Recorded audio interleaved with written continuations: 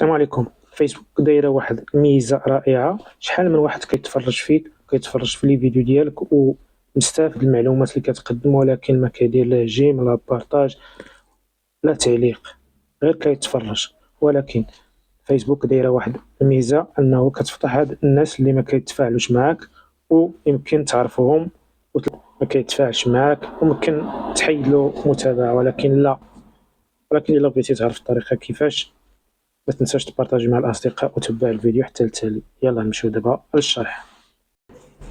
أول حاجة كتدخل الفيسبوك ديالك، تمشي للصورة ديال الحساب ديالك، كليكي عليها وتهبطها حتى حاولة وتهبط لتحت، تلقى الأصدقاء كتكليكي عليهم،